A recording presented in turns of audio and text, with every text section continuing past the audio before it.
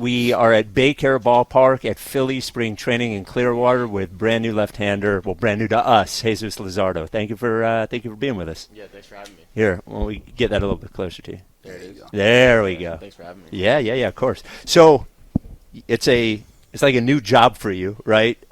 With all new people. You're doing the same thing, but new job. What's it like being with a whole new team? How have the last couple of weeks been with you, getting to know the guys? It's been great. Yeah, it's like coming to a new school. Got to make new friends, and luckily I was able to face a lot of them for a long time. So kind of felt like we knew each other just from across the field. But now being able to get to know them and see like the human side of it all, it's awesome. We got a great group of guys here, and they've been really welcoming. So I'm excited about it. Are you the kid at the new school who goes up and introduces yourself to everyone else, or do you sort of wait for? It's like a weird thing. It's 40 new guys all at once. Yeah, I mean it's tough. I'm pretty introverted and quiet. I always have been pretty shy. So I make it a point to go up and introduce myself to everyone and make sure obviously pay my respects, say what's up, and I think it was kind of a little bit of both. Kind of I went up to most people, and the people I didn't get a chance to, they came up to me. So it was good. There's always that weird moment where you see someone 4 different times and you don't say hello, and then it becomes too late to actually introduce yourself. So yeah, you can't ask the name anymore. Yeah, it's too late. Yeah. So you're left-hander. Left-handers are weird. Is there anything weird about you? I mean, I think a lot of things, maybe. I think I'm pretty normal, but if you ask most people, they'd probably say I'm pretty weird. I can't think of anything off the top of my head. I can't do anything with my right hand. I mean, I can't even eat cereal with my right hand. I'm lefty through and through, so I gotta have some kinks in me somewhere. Yeah, I'm lightweight offended by that. I'm left-handed too. Yeah, and you're pretty weird. Yeah. We all got something. So, Spike asked you about being new to the team, right? Has there been sort of a vet here, say like Zach Wheeler? Mm-hmm. What's it been like getting a chance to work with him? It's been great. I mean, just watching him, how he goes about his business, and just kind of here and there being able to pick his brain, what he thinks, how he goes about game days, and how he preps his body, and little things like that. What he might think of during a certain situation. Just being able to watch him work, throw with him a little bit. It's been awesome so far, and obviously, the proof is in the work and in what he's able to do throughout his career. So I'm excited to see more and more of him and the rest of the guys as well. What's it been like working with Caleb Cotham? He's done a great job of getting these guys to reach kind of their full potential. What's it been like working with the Phil's pitching coach? It's been great. I think the whole staff that they have around him and him with his group, it's been great. They're not overbearing. They don't throw too much at you, but at the same time, they want to get the best out of you, like you said. So it's a good mix of just the right amount of coaching and just the right amount of, kind of laid back and let you do your thing. Which I love. I think that we have a lot of talent here, so they have that right mix of letting that talent work, but at the same time, trying to get the most out of us. You're a strikeout pitcher. So what is I've always been interested in like the chess game and the mindset of going against a hitter and thinking that you want to strike him out. Is it how much of it is a guessing game? How much of it is intimidation? How much of it is you just throwing the pitch you want to throw? What is the mindset when you go in and you want to do something like that? I would love early contact any point of a game, but if I need to go out and get a strikeout, I think it's a little bit of everything. I think it's knowing, where you can go find a strike early. Obviously lean on my strengths more than their strengths, more than their weaknesses, I guess you could say. If I need to lean on something specific, I'm gonna find the pitch that I throw and I feel the most confident in, and a pitch that I have conviction in. But when we get to 2 strikes, it's like we say, we smell blood in the water. So that's when you kind of get that extra kind of boost, and that's when you find the wipeout pitch to wipe them out with. Any trash talk? I think everyone has an edge. I think the best pitchers have a way, and athletes in general. I think you have to find a way to get an edge against the other team. Some guys are more, they have to make up an edge against the hitter or against the pitcher. Some guys are a little more laid back, like Ranger Suarez. He's just kind of a silent killer. Yeah. But then there's other guys that have to find that edge. I feel like I need to find a little bit of an edge, have a little animosity between me and the hitter. But once that at bat's over, it's nothing personal. It's more of just me on the mound. That's the mentality I take. Now you've been in this division, so you know these guys as opponents. They're your teammates now.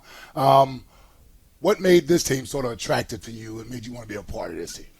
I mean, the talent, the success, the track record that they've had in the previous years, making it to the playoffs. Also, they have a great track record of keeping their pitchers healthy, and obviously they have a lot of workhorses. You got Wheeler and Nola, who's thrown I think 200 innings for it seems like forever. So something about them just kind of caught my eye. Obviously going against them, playing in Philly, always the atmosphere has been great. So it's something that you always want to play in front of passionate fans as well, and that's something that I think everyone that puts a jersey on wants to do. Yeah, because you started Game 1 in 2023. What can you kind of remember about walking into Citizens Bank Park that day? Yeah, I mean, I remember my family was in town. We were walking around. I think I went to Reading Terminal Market, and you could just feel like the energy of the city was alive. And you could just feel, going to the ballpark. And then when I first stepped out to start warming up, you could just hear all the boos just coming from all over the place. And I loved it. I mean, I just, playing that villain role, being, getting booed, there's a reason why they're booing you. So I loved it. I had a great time. But obviously now I'm more excited to be on the home side for it. Has anyone on the team talked to you about the fans? Because we can be great fans, and then also we have a history of being difficult if things aren't going our way. Have you had that conversation with anybody yet? Yeah, I mean, everyone says it. The fans will let you know if you're doing well or you're doing bad. Yeah. They'll make sure to let you know. But at the end of the day, I respect it. I mean, I was a fan growing up. I still am a fan of the game and of multiple sports, and I feel the same way. So for me, I like the Dolphins growing up. So I get frustrated when the Dolphins aren't doing well. And so I understand the fan side, and I respect it. If I'm not doing well, I deserve to get booed. So I don't take it to heart, and if anything, it motivates me to be better. We're in Clearwater with Phillies lefty Jesus Luzardo. You mentioned that the Phillies have been able to keep their guys healthy, and you've gone through some injury stuff throughout your career. Is it something when you're pitching that I know I would get anxious about it, right? Every time I feel a little thing, I'd wonder if that was something. Is it something that you think about when you're out there? And if it isn't, how do you work to put that out of your mind? Yeah, I mean, I think it takes a lot of repetition and work to just kind of get past that. Last year with the back, my last 5 or 6 starts, it was a grind every time out. And this year, coming back, it wasn't even in the back of my mind. Just so much work and practice went into the offseason that when I got on the mound, I didn't even think of it. Definitely, I think you're a little more you notice certain things. You notice certain things. Hey, I felt this before. I haven't felt this before, and it kind of creeps into the back of your mind. But at the end of the day, when you're on the mound, all you can do is compete. So it's just you turn into that fight or flight mode where I got to do whatever it takes to get out of this inning. And at the end of the day, it doesn't matter what you feel. Like you feel like you can't let your teammates down. So for me, that's what I think. But thankfully, everything's been feeling really well, and I don't have any issues so far.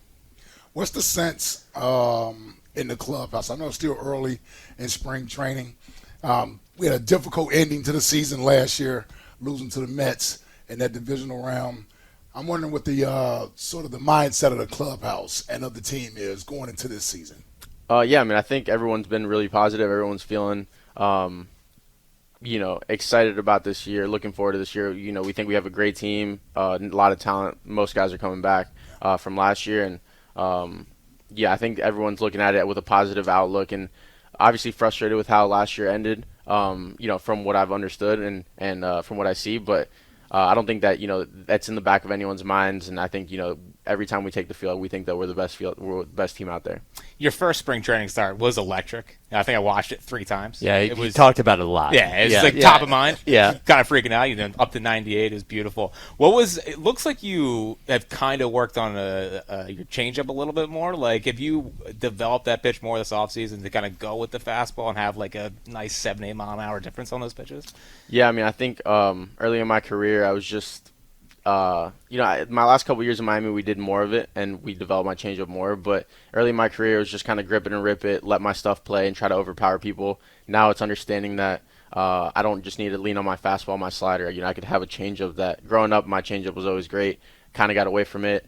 Now kind of getting it back into, having more pitches in an arsenal where I can, if certain pitch isn't working that day or certain pitch doesn't work against a certain guy, I'm able to lean on other ones and, kind of find a different way of getting guys out. My arms used to look like that back in the day. Yeah, when I was 27. I'm just looking at him, right? He looks good, man. Yeah. Did you come out of the gym? No, I wish. Oh man, it looks. It's not even at the workout right there. That's pretty. That's good. a pro athlete you're Yeah, sitting next to man, right there. Yeah. So I'm sure you've told this story before. I'm sure you've been asked about it, but it's our first time with you. So you broke your finger punching a table when you played a video game in 21. So there's two things I need to know. One, three things. What was the video game? Two, do you still play it? And three, what is it with baseball players and kicking stuff and punching stuff and injuring themselves? Because it's only baseball players. Yeah. I mean, unfortunately, it wasn't a video game. Okay. It was more of life happened, and that's something that we kind of came out and said. And I went back and obviously I talked to my teammates, and I had apologized to them. I felt like I had let them down, and I was young. I think I was 22. Yeah. Stupid. Obviously a mistake. And I look back at it, and everything happens for a reason, and I truthfully regret it. And because that day I actually took the mound, broke my hand, went to the manager, was like, I did something stupid.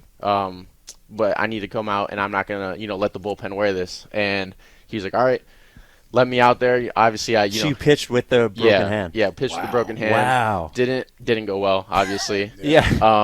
My hand was black and blue, and it was huge. But I had felt like I had let my teammates down, and I, apologized to them, said, hey guys, this is my fault. But that's what I said. I was young and nervous and didn't know how to come about it. And then now that I've grown from it, I've learned, obviously, if life happens and things kind of start spiraling emotionally, just handle it differently. Don't hit the ground. I was just kind of angry at something, and that's what happened. And now looking back at it, I was able to now I can keep my emotions way more in check. Now it makes me question every baseball story I've ever heard about what actually happened. Well, I will say, I would say 90% of the things that come out on headlines are probably lies. Oh, wow. Wow. Yeah. Wow. There you go. Yeah. Don't tell them too many secrets. Yeah. So can I ask you 4 quick ones before we let you go? Yeah. All right. Phillies lefty Jesus Luzardo with us in Clearwater. First of all, dog guy or cat guy? Dog. And grow up with a dog, or? No, I have 2 dogs now. Okay. An Australian Shepherd and a French Bulldog. Okay. All right. It's Frenchies, man. Yeah, there you go. I got one of those. Yeah, A that's lot of him right energy. there. Yeah. A lot of energy. One food for the rest of your life. It's the only thing you can eat. Now, you obviously have to keep, I want you to think about it. You keep your job, too. So. Does Chipotle count? Oh, yeah. Yes. Rice and beans? Yeah, you can pick one dish at Chipotle. Okay, Yeah. rice, beans, and steak. That's Yeah. it. Okay. All Guy's right. a vegan. Yeah. Well, Yeah, look at him. Look. Hey. I don't judge. I don't judge. Yeah, all right. He's- I wouldn't get the tofu, but I don't judge. Yeah, he says he does 250 push-ups a day. I do. Does this look like a guy that does At 250? 50 a clip. It's not 250 in a row. That's Like fair. Jesus looks like he can do Five, 250. Yes. 5 sets of 50, maybe? Yes, I can Okay. do 5 sets That's- of 50. That's fair. I'll do it. I'll do it right here for you. No, All right. no. Okay. All right. Next. All right. You have to watch one movie for the rest of your life. What is it? Probably Good Will Hunting. Oh, that's a good one. yeah. A little before your time, too. Yeah. Yeah. I actually watched it for the first time this offseason. I fell in love with that movie. Oh, it's a good Okay. flick. Yep. And last one, you can only listen to one album for the rest of your life. That's a tough one. Man. Probably like a Fleetwood Mac, the one that Dreams is on. Oh, yeah. The Rumors. Yeah, Rumors. Yeah. Yeah. I'm kind of an Old soul. Yeah, you're throwing it. Yeah. There you go. Jack there, he was a college pitcher, Jack. Some say. Hard to tell. Hard to tell. Yeah, Whoa. That's fair. That's fair. Yeah. Doing a little analysis, what kind of pitcher do you think he was? Righty-hander. Yeah. Probably, Little bulky. I would say, probably like 89, 91 sinker cutter. Sure. We'll go with that. We'll go with that. That's a compliment. Yep. Yeah, he'll take That's it. what he said. He'll take it. All right, man. Well, we love to have you on the team, and we appreciate your time down here. And good luck, man. Knock 'em dead. Absolutely. Thank Jesus you, guys. Luzardo Yep, from thank you. Phillies. Appreciate it. Thank you, guys.